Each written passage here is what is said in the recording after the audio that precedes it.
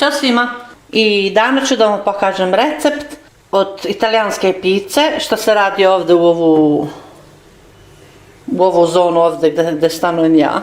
Znači u ovoj pici ne stavlja se sir, ne stavlja se pršuta ni ništa. Sad ću vam ja to sve lijepo detaljno objasniti.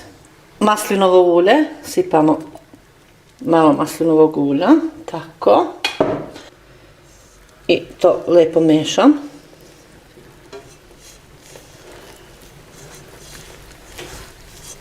Vremena. Ne, sat i po. Najmanje sat i po.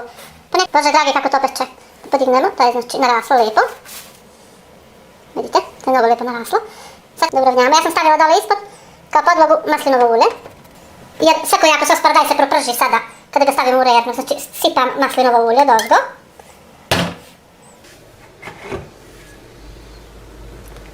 Ovako još malo ulja.